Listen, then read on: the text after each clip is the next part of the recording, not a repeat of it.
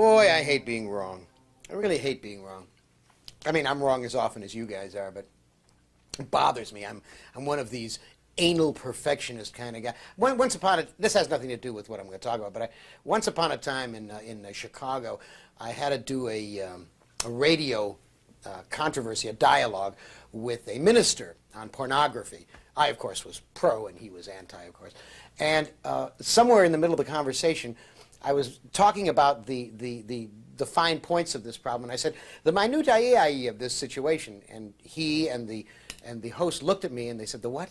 And I said, you know, the minutiae, the small, and they said, do you mean minutia? Well, I'd never heard anybody say it. I'd seen it written, and of course I didn't speak Latin, so I didn't know the word was minutia, and I said yes, and I felt like such a jerk. That's why when we began these commentaries, I told you that I would tell you when I was wrong, and if you caught me out at it. And this is not strictly speaking I was caught out wrong, but I come very late to something called Quantum Leap.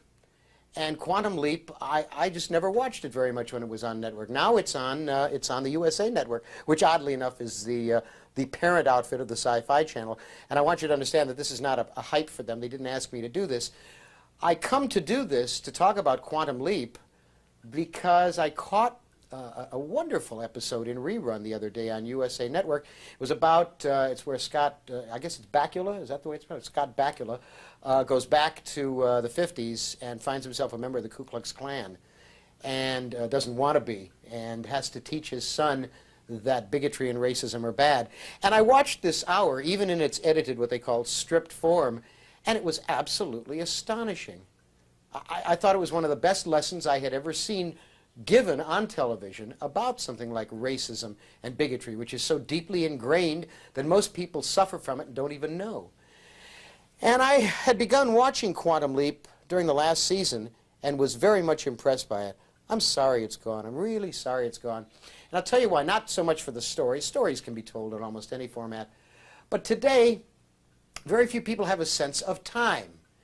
They have a very small sense of tick-tock, tick-tock. What they have a sense of is right here and right now. It's as if the world began this morning and will end tonight. They don't understand that they are all linked into a long chain that goes all the way back to the dawn of time and goes all the way forward to the end of time. And so they're careless and they're callous and they litter and they hurt each other and they do all the stuff that you're advised by all the best religions not to do. And here was Quantum Leap, this show that said time is a mesh and you are trapped in that mesh. And it goes on forever, and what you do has repercussions, and you are not alone. You are not alone in that boat going down the river. And I guess I'm sorry to see a show that has that serious and wonderful a point gone. And so, like a dolt, I come late to say, goodbye, Quantum Leap, and stay in syndication and rerun forever, because the human race really needs it. A man came to me with fabulous paintings. Jim Cowan, the publisher at Morpheus, for whom I had done an introduction to the H.R. Giger book, came to me and he said, I've come upon a little Polish artist named Jacek Jurka. He lives with his family in the woods, and he paints. And they're wonderful paintings, and I'm going to do a book of them, 30 of them. Will you do the introduction? And I said, I'm up to here with doing introductions. I'm really tired of it. And then I said, let me look at the paintings, and he let me look at them. And they took my breath away. They seemed to me to be an astonishing meld of Magritte and Dali and dreamers and surrealists down through the years. And I said to Jim Cowan, no, I won't do an introduction, but I will write one story around each painting. One of these little paintings I called Susan, and I wrote it about my wife and about my marriage. I'm going to read you a story. The story is from Mindfields. You'll see the illustration around which I wrote the story. And the story, like my wife's name, is called Susan.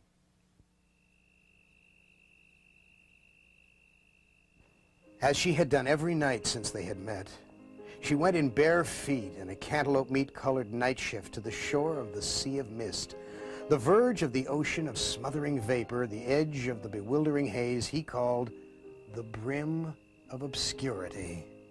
Though they spent all of their daytime together, at night he chose to sleep alone in a lumpy Volkswagen-shaped bed at the southernmost boundary of the absolutely lovely forest in which their home had been constructed. There, at the border between the verdant woods and the brim of obscurity that stretched on forever, a sea of fog that roiled and swirled itself into small, murmuring vortexes from which depths one could occasionally hear something like a human voice pleading for absolution, or at least a back-scratcher to relieve this awful itch. He had made his bed, and there, with the nightlight from his old nursery, and his old vacuum tube radio that played nothing but big band dance music from the 1920s, and a few favorite books, and a little fresh fruit he had picked on his way from the house to his resting place, he slept peacefully every night, except for the nightmares, of course. And as she had done every night for the 8 years since they had met, she went barefoot and charmed down to the edge of the sea of fog to kiss him good night. That was their ritual. That was their rite. Before he had even proposed marriage, he explained to her the nature of the problem. Well, the curse, really. Not so much a problem, because a problem was easy to reconcile. Just trim a little nub off here, just smooth that plane over there, just let this bit dangle here, and it'll all meet in the center. No, it wasn't barely remotely something that could be called problem. It was a curse, and he was open about it from the first. "My nightmares come to life," he had said, which remark thereupon initiated quite a long and detailed conversation between them. It went through all the usual stages of good-natured chiding, disbelief, ridicule, short-lived anger, at the possibility he was making fun of her, you see, toying with her, on into another kind of disbelief, argument with recourse to logic and Occam's razor, grudging acceptance, a brief lapse into incredulity, a return to the barest belief, and finally, with trust, utter acceptance that he was telling her nothing less than the truth. Remarkably, to say the least, his nightmares assumed corporeal shape and stalked the night as he slept, dreaming them up. It wouldn't have been so bad except... my nightmares killed and ate my first 4 wives, he had said. He'd saved that part for the last. But she married him nonetheless, and they were extremely happy. It was a terrific liaison for both of them. But just to be on the safe side, because he loved her very, very, very much, he took to sleeping in the lumpy Volkswagen bed at the edge of the forest. And every morning, because he was compelled to rise when the sunlight struck his face out there in the open, he would trek back to their fine home in the middle of the forest, and he would make her morning tea and heat and butter a muffin, or possibly pour her a bowl of banana nut crunch cereal, or sometimes a nice bowl of oatmeal with cinnamon or brown sugar sprinkled across the surface, and carry it into her as she sat up in bed reading or watching the home shopping channel. And for 8 years she had been absolutely safe from the nightmares that ripped and rent and savaged everything in sight. He slept at the brim of obscurity, and he was a danger to no one but himself. And whatever means he used to protect himself from those dark time sojourners, well, it was an armory kept most secret. And that was how they lived for 8 years. And every night she would go barefoot in her shift, and she would follow the 27 plugged-together extension cords, each one 30 feet long, that led from the house to his night light, and she would come to him and kiss him goodnight. And they would tell each other how happy they were together, how much every moment together meant to them, and they would kiss goodnight once more, and she would go back to the house. And he would lie reading for a time and then go to sleep. And in the night, there at the shore of fog, at the edge of the awful sea of mist, the nightmares would come and scream and tear at themselves, but they never got anywhere near Susan, who was safely in her home. So as she had done every night since they had met, she followed the extension cords down through the sweet-smelling, wind-cooled hedges and among the whispering, mighty trees to his bed. The light was on. An apple ready to be nibbled sat atop a stack of books awaiting his attention. The intaglio of a tesseract, or possibly a dove on the wing, lay in the center of a perfectly circular depression in his pillow where he had rested his head. But the bed was empty, and she went looking for him. And after a time, she found him sitting on the shore of fog, looking out over the brim of obscurity. But she heard him crying long before she saw him. The sound of his deep, heartfelt sobbing led her to him. And she knelt beside him, and he put his arms around her, and she said, "I see now that I've made you unhappy. I don't know how, but I can see that I've come into your life and made it unpleasant. I'm sorry. I'm truly sorry." But he shook his head and continued to shake it, to say, no, that isn't it. You don't understand. I'm so sorry, she kept saying, because she didn't understand what it meant, his shaking his head like that, until finally he was able to stop crying long enough to say, no, that isn't it. You don't understand. Well, then what are you crying about? And he wasn't able to tell her for a while, because just trying to get the words out started him up all over again. But after a while, still holding her, there at the brim of obscurity, which in an earlier time had been known as the rim of oblivion, he said softly, I'm crying for the loss of all the years I spent without you, the years before I met you, all the lost years of my life, and I'm crying that there are less years in front of me than all those lost years behind me. And out in the roiling ocean of misty darkness, they could both hear the sound of roving, demented nightmares whose voices were now, they understood, less filled with rage than with despair.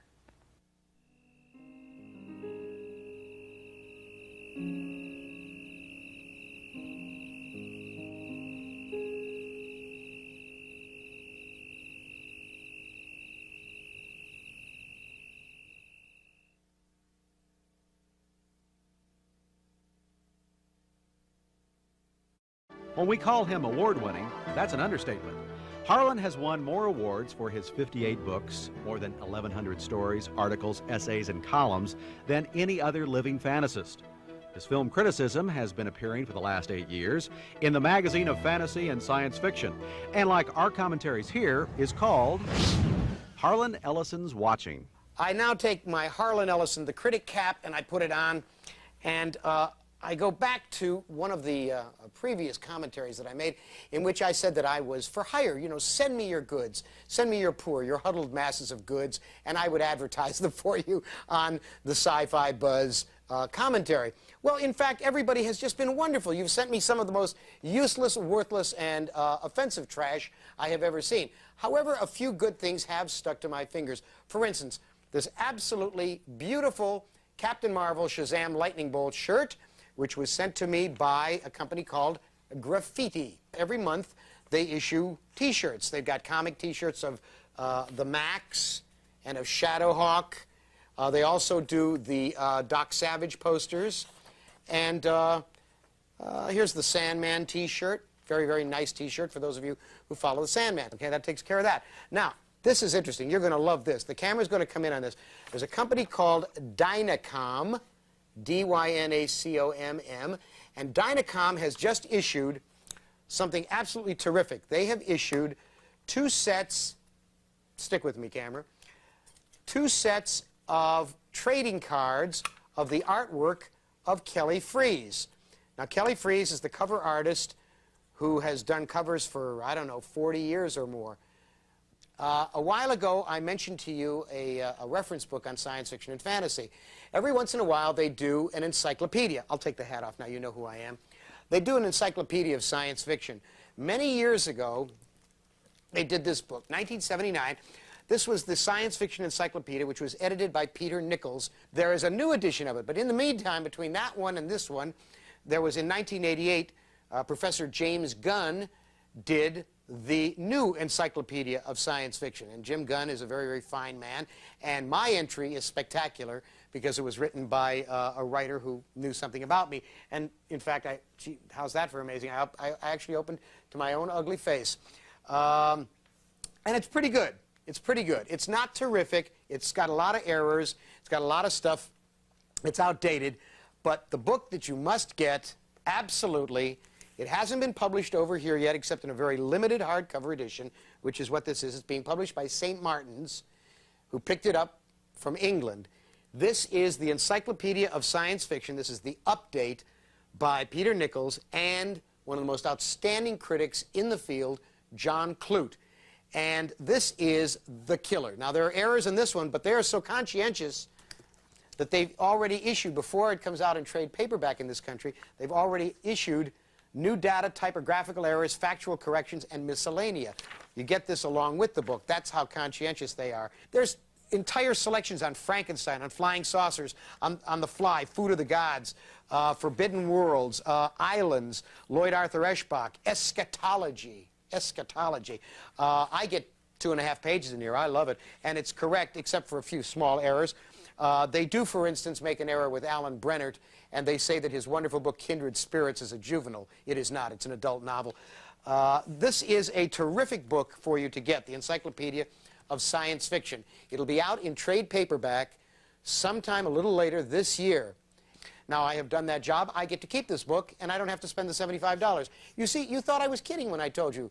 Critics make out. We make out. The entire line of chorus girls from the Sands came knocking at my home door just last night.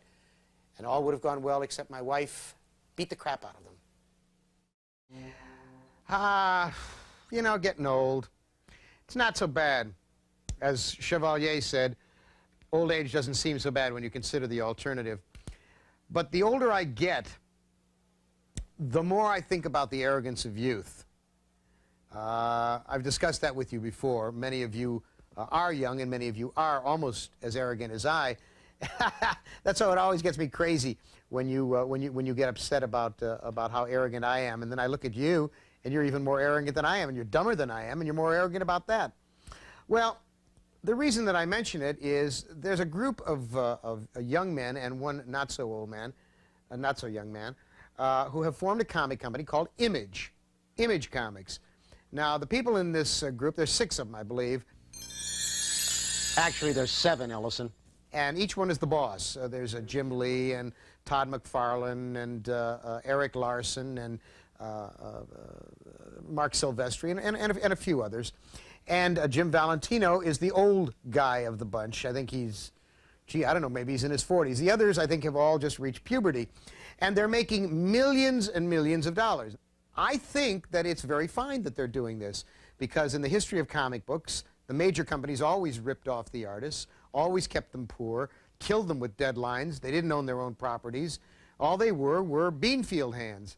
So here are these guys who've taken the bull by the horns, to coin a brand new phrase, and they're making themselves a terrific big living. The only problem with it is they really don't know squat. They're dumb. In all the gin joints in all the world, a sour apple like you had to walk in, Ellison. What are you ashamed of yourself? Just because you never got to be a rock star like Rob Liefeld? I saw Rob Liefeld in the lobby at the San Diego Comic-Con. Didn't you see him? He had a lot of pretty young girls following him. He had a brush cut. He was wearing those jeans that he did the ad. He made millions on the jeans. He's working for Spielberg now. What's the matter with you? Sour grapes? But they're so arrogant because they're making so much money, they don't care.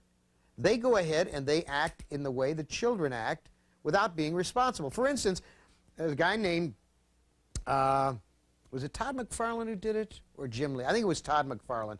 He had all the pages of one of the comics that he does. This is a comic called Spawn, quite a good comic in terms of visuals.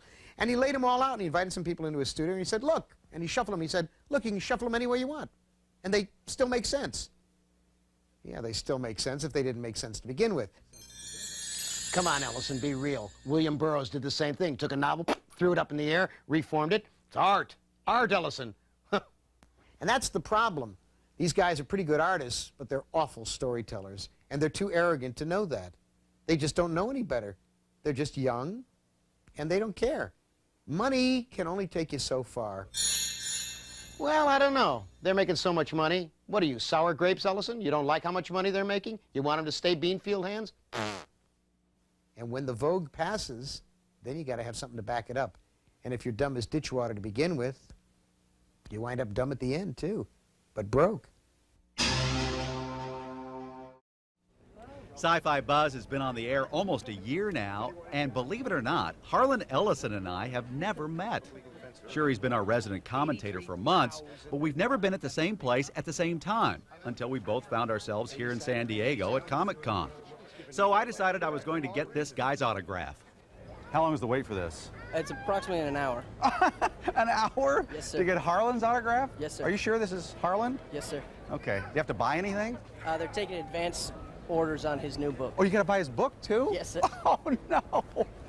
Maybe this wasn't such a good idea. I've got to stand in line for an hour just to meet the guy? I wonder if all these people have really read all of Harlan's 58 books. Hey, I'm a TV host. Maybe I can cut this line. Yeah, and get killed by hundreds of Harlan fans? Come on, Harlan. Do you have to tell every fan a short story? Gee, what if he sees me and wants to tear my head off? Here goes nothing. Horrible, not Mike Jarrett, no! Can I have your autograph? My God, it isn't... Okay, that's good. I mean, I had to wait in line almost an hour to get your autograph. Did you? Yeah. You lie. You lie. Could I have... Ladies and gentlemen, this is an historic meeting. This is the equivalent of Attila the Hun meeting Pope Leo at the gates of Rome. I would be Pope Leo. I get to be Attila. The nice thing about doing these commentaries is that I can indulge my arrested adolescent behavior. The other nice thing is that the people at the Sci-Fi Channel, now you'll notice I actually used the phrase sci-fi. Most of the time my tongue gets tangled and I can't do it. But they're very nice to me. They almost never tell me what to say or how to say it. Occasionally they'll kill a commentary or two, but for the most part they let me go my own way.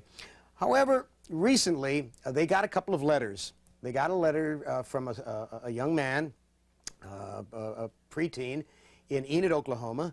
They got another one from another young boy in Washington, D.C. And these letters were sent to the network for me, and they responded to a commentary I had done some while ago on trading cards. I'm a collector of trading cards, have been for years and years. I have a large collection, and I enjoy them. And these kids said in these letters that they had bought a certain box of trading cards. And the kids said it was a 180 card set, and out of 360 cards, they had not been able to make a set. And these boxes are not inexpensive, folks. These boxes can cost anywhere from, I mean, if you get them at a bargain price, say $25, $30, but usually they're up around $45, even $50 for hot ones with a lot of prism cards in it. But one assumes if one buys a box of cards with a 180 run, that one will get one complete set, at least. Well, these kids wrote and said the series that they had bought was from Skybox. And Skybox had put out their latest Marvel Universe set. This is Marvel Universe 4. This is the 4th series of Marvel Universe cards that have been done. And in this box, they said they had missed as many as 60 cards. So I went out and I bought some boxes. And I want to show you exactly what happened. I managed to get that's duplicates. What we're talking about here in this Skybox set was out of 360 cards, I got 239 duplicates. I was missing 60 cards. Now this was not just here. I checked with dealers around the country, and I found 4 others who said the same thing. So I called Skybox. Now let me stop for a second. Every company that I've talked to, I've asked them how they collate, because the whole secret is in collation. How do they get the cards in so that you get a decent run? They won't tell you. Apparently the biggest secret in trading cards is not who's going to do what product or how they get a card etched or where chromium comes from. It's how do you do the collation. The collation is the key. And they have this 800 number, which I'm going to give you now. If you buy any Skybox cards and you don't get enough of what you need, you can call 1-800-424-6735. That's 1-800-424-6735. Well, the whole thing with comic cards right now is that there has been an enormous implosion in the sports card market. So all those people who were over there in the sports cards, finding they were losing money, have now gotten into comic cards. And they do not understand that there is a different mentality among comic collectors than there is among sports card collectors. And as a result, they take, I feel, a very arrogant attitude about whether you get a complete run or not. Now, this may be a small thing by comparison to starvation of children in Somalia, by comparison to the rise of fascism and skinheads. Absolutely. But we're not talking about that right now. What we're talking about is trusting kids, naive kids, young kids, going in and plunking down their money, however much they may get, however much they may earn, to get what they think is going to be a box of cards with their favorite comic character on it. And they don't get it. Is it not a tragedy that they're missing 1 out of 180? That's a tragedy. Because kids trust. And when you abuse that trust, somebody has to say, stop it. Like a thunder crack, We have had our first little seismic problem on this show. My commentaries about women writing in the field have naturally brought some interesting comments. And more interestingly than anything else is that all of the comments are from women, about women. In the process, we showed a number of books. Many of them, published by Baen Books, were written by Mercedes Lackey in collaboration with another woman. It was a daisy chain of writers who came off Mercedes Lackey's books. Now, when we did a follow-up, this letter was read on the follow-up to my initial comments in May. This one was done in June 27th, on the June 27th broadcast. And this letter was written by a very well-known, well-established, highly credentialed woman writer who was talking about not being able to say anything about other women who wrote badly because she didn't want to make any missteps in the name of sisterhood. And she asked that her identity be kept secret. And it was a very intelligent letter. My producer, in editing for time, because I ran over, I was shooting my mouth off too long, left out a very significant paragraph. The paragraph that was left out was this: the risk of being churlish, the complaints have to be taken another few steps. A good many of these saccharine collaborations are package deals. The names I name, because I've heard them speak with great pride of their activities, are Bill Fawcett and Jim Baen, both of whom have unctuous contempt for the authors they work with and the reader consumers who buy their books. Fawcett thinks he's doing everyone a favor when he gets a lesser-known writer to flesh out a better-known writer's second-rate outline. Baen's been a gimmick freak since he hit New York in the 70s. Bill and Jim have waxed eloquent that this woman, in doing an anthology, had wasted too much time trying to get good stories and good writers. They insisted the best way to milk the cash cow was not to worry about quality. Superficial fantasies with bright, shiny people sold better than anything serious or thoughtful. Now, this is the opinion of a very highly respected writer. And thereafter, into Dick Crew Productions, the producers of this show, came a fax letter from Mercedes Lackey. It said, on the broadcast of June 27th, Harlan Ellison quoted extensively from a letter whose author he would not reveal. I would very much like to know who wrote that letter. Let me pause. You could put bamboo slivers under my fingernails, folks. You will never learn where I get my information if the person asks me not to. That is sacrosanct. It's as if this is truly the genuine article, and it was. My publisher's colleagues and I just want to know whose hand is holding the dagger that just got shoved in my back. Well, first of all, there was no dagger shoved in anybody's back. It was a serious comment about work. Not people, work. Not the writers, but the writing. And if we cannot be open to this kind of criticism, what are we? Some sort of gods living on an Olympian mountaintop? The weirdest part is these statements seem based on the completely unfounded assumption that I have literary aspirations. It's rather like slamming Beatrix Potter for not writing like Franz Kafka. No, in fact, you were not slammed for having literary aspirations. You were slammed for writing badly. That's exactly what it was. I called Mercedes Lackey, and she's probably watching this right now, and I said to her, send me a statement, if you will, expressing your viewpoint. And this is what she wrote. The collaborations that my proteges and I have done have all been with the purpose of combining a leg up on the marketplace with acquiring the few tools that I can give them. We each put in an equal amount of work. The idea is that after a book, 2 at the most, they are to go out and continue developing their own voices and careers. In the case of Holly Lyle, at least, this succeeded. She won the Compton Crook Award this year and is up for the Campbell Award, all on the basis of her own book, Fire in the Mist. I have hope for all the others. Now, that is what Mercedes Lackey says. Subsequent to this, and the circulation through the genre and on computer bulletin boards of the feedback I got a letter from Carolyn Cherry. Now, let me assure Mercedes Lackey and everyone else that Carolyn Cherry was not the writer of the original letter. No, you must look somewhere else for your alleged assassin. But Carolyn Cherry wrote this, and you all know who C.J. Cherry is. Her books are award winners: Hugo's, Nebula's, beyond reproach. A brilliant writer, and in fact, I believe someone who helped Mercedes Lackey. Harlan. We don't yet get the SF channel in our area, but we've heard about it secondhand and seen the much-quoted clip where you talk about the quality of SF turned out by female writers. SF looked to a sudden influx of women writers as talent who would, in their shiny new technological sophistication and supposed innate sensitivity, produce a golden age of literate, character-driven SF. SF got instead a glut of wish-fulfillment motivation, shallow characterization, and plots that rely on salute-the-cause political correctness in place of internal logic. We got technologically and historically illiterate books by women determined to recast the age of impalements, brandings, peasants, and overlords as some lost golden age, and determined to dismiss the future as a world they can't possibly comprehend. Right on, Harlan, right between the eyes. We try to do an honest job on this show. I'm very conscientious about it. I care about it. If every once in a while we savage someone, if every once in a while we gore someone, understand that we're not goring the person. It's the work. We're talking about the work. Always the work. If you take personal umbrage, you must understand that writers have to be able to handle it. And if you can't handle a little honest criticism, and I hope I've been fair in going over this for the third time, if you can't handle it, there's always planting trees on a hillside to serve the commonweal.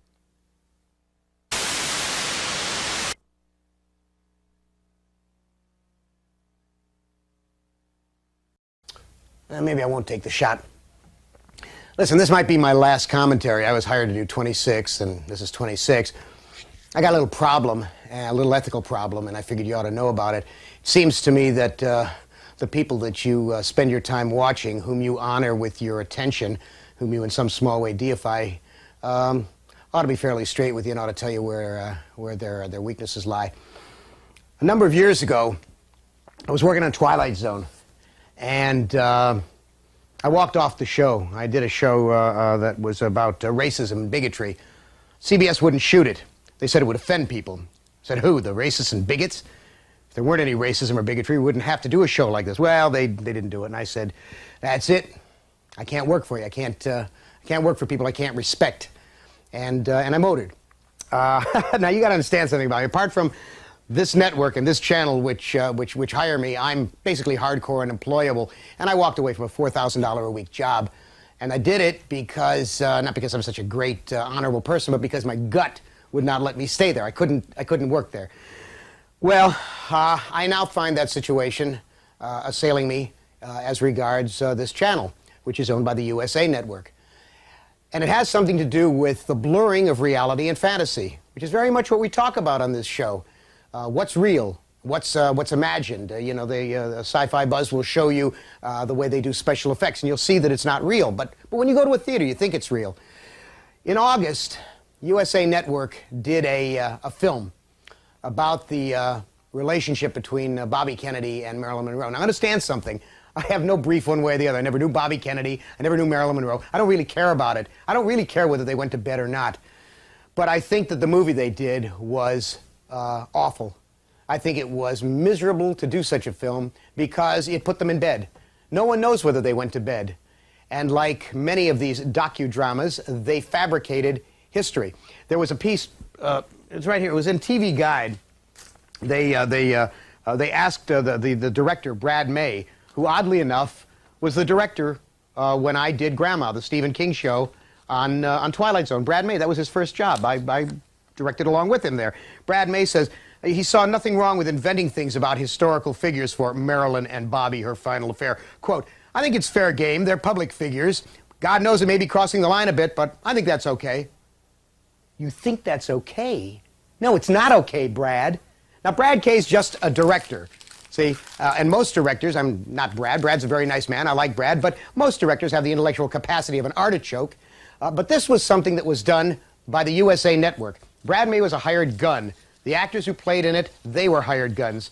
This was put together by the USA Network by a guy named Tom Piscura and by his boss, who's been very nice to me, Dave Kennan. He's a lovely man. And I found it so offensive that I couldn't sleep. Several nights I just sat up, and finally my wife said to me, what's the matter? And I said, I got to leave the channel. She said, why? I said, because I can't respect them. I can't respect anybody who would do something as morally indefensible as that. And she said, you better call Barry Shulman. So I called Barry Shulman. I called Dick Crew, who's the producer of this show. Barry Shulman is the vice president in charge of programming. I told him what my problem was. Dick understood, and Barry understood. He understood well enough to say, what do you want to do about it? And I said, there's only one thing left to me to do. I said, I've got to leave the show. I mean, you're not going to change your policies at the USA Network. And then Barry Shulman said something to me that was very important. He said, you know, he said, your ethics are your ethics. He said, but if you hold to them 100%, you'll never be able to buy a pair of shoes because they have to kill cows to get them. You'll never be able to swat the mosquito on your arm that's sucking your blood because you can't take life. And he's right. You can go crazy with the ethics thing. can go absolutely out of your mind. What you have to do, I guess, is go where your gut takes you. And you have to remember what's reality, you have to remember what's fantasy. And I said to Barry, why don't I just do a commentary about it? And he said, I'll go talk to the network, see what they say. And they came back and they said, okay. So I'm here, savaging my own network on probably what is the last commentary I will do. Who knows if they're going to re-up me. If it isn't shown, it won't matter because I won't be here anyhow.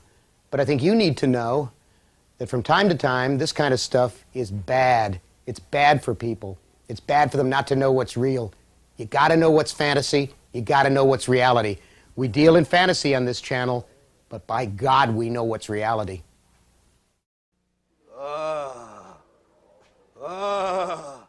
Jarek, I come for you, Jarek. Hi, Mike. How you doing? Hi, Harlan. Come on in here. Come on in here. How you doing? I'm doing fine. Hey, nice shades, by the way. Very cool. We big stars always wear these.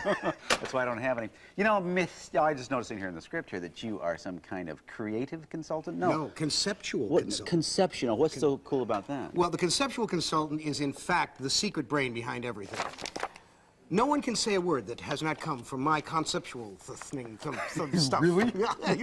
I say, how's the thing with the Sci-Fi Channel going? The negotiations? Are you coming back? They're done. Yes, in fact, the suspense is at an end. We are, in fact, merging again. You and I together again, darling. I will begin doing 16 more sooner than they wish to have me back. Actually, I can tell you exactly when they're going to start. You know? 3 weeks. Look what I found on the floor here. Talk about anniversaries and things like that. The 200th edition of Starlog. In it, they named 200 of sci-fi and fantasy's 200 most important people. One of the names is naturally our sci-fi buzz commentator, author Harlan Ellison. Another that you might not be so familiar with is Julius Schwartz. Now, when I met Julius Schwartz, he gave me one of these. Isn't it neat? It is a comic book trading card put out for famous creators of comic books. Well, we asked our very own Harlan Ellison to introduce us to Julius Schwartz. For the last, I don't know, 35, 40 years, I have been friends with a man named Julius Schwartz. He hates being called Julius. Julie Schwartz. Fabled living legend, the DC editor who reinvented the Flash, Green Lantern, the Justice Society as the Justice League. Julie was a science fiction fan. Then he became a science fiction agent. And he was an agent from the years 1934 to 1944. And amazingly enough, this man, whom I am very touching now, this man was the first agent Ray Bradbury ever had. Tell us about your meeting with Ray Bradbury, Julie. Well, there I was at the first World Science Fiction Convention in 1939. And this fellow, who I did not know, I may have heard of him, tapped me on the shoulder and said, I am going to be a writer and I want you to be my agent. But I said, my boy, I said, I only represent professionals. He said, someday I will be a professional. I'm willing to write a story a week until you sell one for me. I said, okay, go ahead and do it. Unfortunately, it took a little more than a year, but 1941, when I was about to leave for California with my friend Edmund Hamilton, Yes. I received a check for this Ray Bradbury. And rather than mail it, I figured we would drive there before the check would get there. Who bought the story and how much was it? Well, let me tell a little bit more. This is television. This is not the theater. We haven't got three acts I'm coming here. to the dramatic part. All right. So Ed and I arrived in Los Angeles, got a place to live, and we decided to go out and get something to eat. We were hungry. We walked down the street, and there's a young fellow selling newspapers on the corner. Hey, get your Los Angeles Times, get your Los Angeles Herald, as the car passes. And we look, and what is now known as a double or triple take, it's Ray Bradbury. So he rushed over, and I said, Ray, I have good news for you. I have a check for the first story you sold. I've sold, it was called The Pendulum. It sold to Super Science Stories and received 1/2 penny a word. I think the whole check came for $35. $35. Divided, he collaborated with, so I think I made about 74 cents on that deal. That wasn't one of your big numbers. That was the big, but it was the start of Ray Bradbury's career, and I sold his next 69 stories. Now, okay, now it comes 1944, and you get a call from a buddy of yours, Mort Weisinger. No, I got a call from one of my clients named Alfred Bester. Was it Alfie Bester who got you in at D.C.? Oh, absolutely. Alfred Bester was writing Green Lantern at the time. And he was writing comics because there weren't enough science fiction markets to earn a living. So as a consequence, as an agent, a 10%, I wasn't either. So he suggested I go down to All American Comics, which is sort of a branch of DC, and apply for the job. I protested. I said, I've never read a comic. I don't know what they're all about. He says, buy a few comics, read them, and go down. So I invested 30 cents. That much? I bought 3 comics. That's the only money I ever spent on comics in my life. 30 cents. But it paid dividends. I went down, was interviewed by Shelley Mayer, who was the editor-in-chief, and I was hired on that day, February 21st, 1944, and I've been there ever since. It's now my golden anniversary. In the middle, was it in the middle 60s that you rebuilt the Silver Age? 1955 was the beginning of the Silver Age. See, what had happened was there had been a lot of witch hunting and people saying comic books are bad for kids. There was a book called Seduction of the Innocent by Dr. Frederick Wortham, one of the great loonies of our time. There was the Kefauver crime hearings, and all of a sudden, the bottom fell out of comics, and there were no more superheroes, and there were no more crime comics, there were no more horror comics, and it was all very mild. A lot of companies went out of business. Many years later now, comes Julie at DC, and he says, I think I'm going to bring back these costumed heroes. He recreated The Flash. No, first we're going to try it out. Oh, we right. had a magazine called Showcase, and if that issue sold, we know we had something. But here's the point that many of our viewers may not understand. When a magazine appears on a newsstand, we don't know how that magazine did till 4 or 5 months later. Now, if you printed the magazine on a regular monthly basis, you printed 5 magazines, and they all turned out to be a disaster. So we have a showcase. We try one issue, wait 4 months to see what happens. So showcase number 4 reintroduced the Flash. All I kept from the Flash was the title and the super speed. Everything else was different.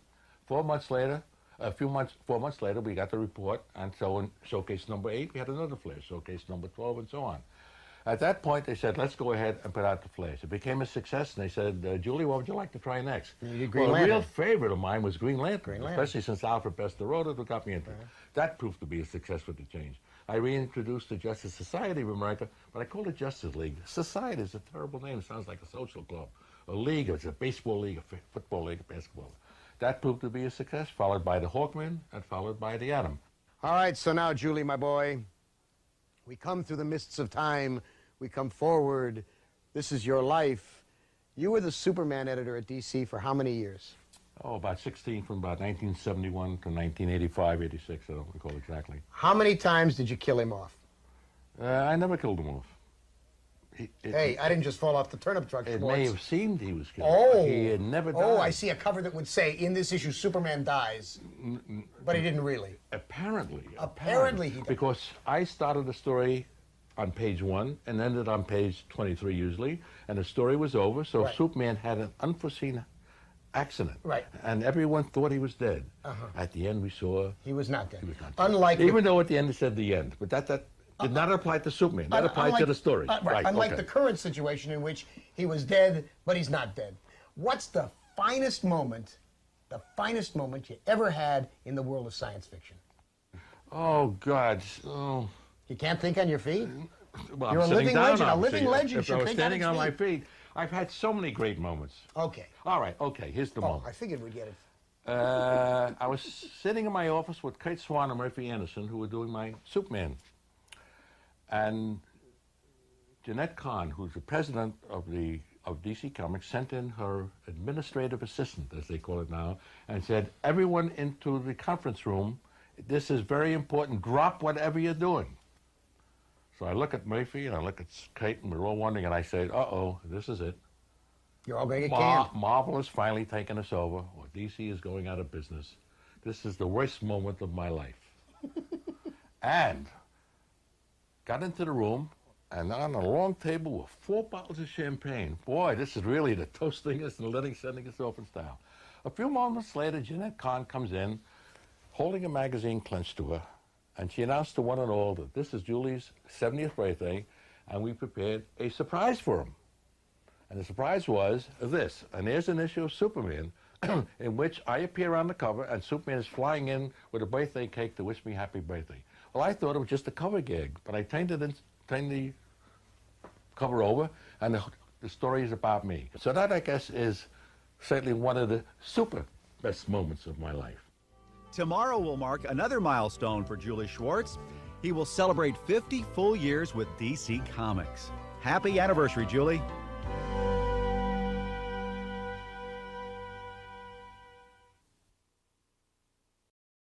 How do you like this? This is a still photo from the new movie, The Invasion of the Panda People. No, not really. What this is, folks, is what I looked like after I got smashed by the earthquake. Yeah, I'm back. Like they said in Poltergeist, he's back. Back again on Sci-Fi Buzz, back again doing the commentaries. But I'm wearing the dark glasses because we had a little problem out here in Los Angeles. A lot of people in the other parts of the country don't seem to understand quite what it was like. 4:31 in the morning on the 21st of January, I was sitting up here in my office on the second floor of the house working when the first temblor hit, the first burst of energy. The temblor came from out there. The fault line runs across the San Fernando Valley from the left. And it came here. It hit in two bursts of energy. When the first one hit, because I'd been through 5 earthquakes before, I was up and moving already. I got as far as over here when the second one hit. And the second one hit big because it didn't have any place else to go. It came across the valley and it had to go somewhere else. And it came straight up through the damn mountain. And it lifted this house and it held it in its hand like a giant and it gargled. It shook that house for 19 seconds. You want to know what 19 seconds is, folks? Sit there and watch the sweep second hand of your clock. Watch it for 19 seconds. I got this far. The lights went out. Pitch dark. I got thrown down the stairs, face first against this. Then it bounced me off that and hit over here. And then after it bounced me here, it picked me up and threw me down this last flight, which I took on the fly, never touched it. Did a flip in the air, landed upside down on my back right here, missed this by about 1.5 inches, which would have squashed my head like an eggshell. And then as I lay there, this on the wall came down. This was a very large painting, and as you can see from the nails pulling loose, it just ripped loose. This painting had a double wafer of glass. It fell and smashed and broke my nose, blacked both my eyes, gave me a concussion, and blood everywhere. I couldn't see a thing. It was pitch dark.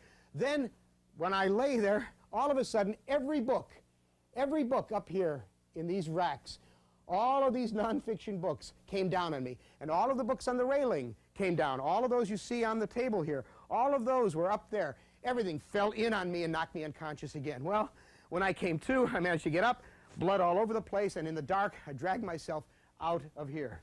That's what it was like at 4:31 in the morning. Where we're sitting now, a month and a half later, used to be my porch. I now have the world's largest collection of glass shards. We figure we lost about 40–50% of everything we owned in the house.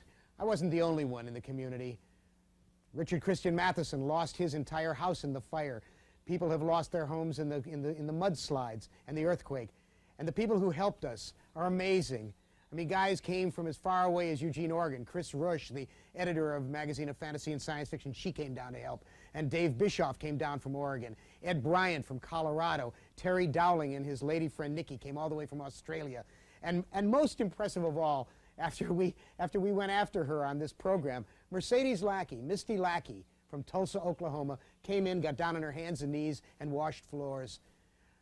This is a wonderful community, the science fiction community. These people know each other, and they help each other in times of stress. I'm back. I'm back for 16 more of these wonderful commentaries, and just so it won't be a total waste and me complaining about the earthquake, I want to turn you on to a couple of items, because I've been away for a while. The first is a terrific labor of love done by a guy named Rick Norwood, Manuscript Press. What this is the reprints of all of the beautiful Hal Foster Prince Valiant strips done in full size with gorgeous, gorgeous layouts. It's about 150 bucks, but it's a wonderful thing to have. This is the 3rd volume. Here's another thing. This is the best new book I've read in years. You'll love it. Go get it. It's a book called The Woman Between the Worlds by a new writer named F. Gwynplaine McIntyre. It'll knock your socks off. Get it. I haven't enjoyed a book as much as this in years. Otto Penzler of Penzler Books, who used to be Mysterious Press, now he's just Penzler Books, is doing exact replicas of first editions of the great American mysteries. This is the first one, The Maltese Falcon, deckle-edged, the complete book exactly as it was originally published. And these are only 35 bucks a shot. And if I may, Mindfields, the book I've done with Jacek Jurka, is finally out. And it's available. The publisher is Morpheus. Other than that, it's Harlan Ellison saying to you, when they say, "Did the earth move for you?" be careful what they mean.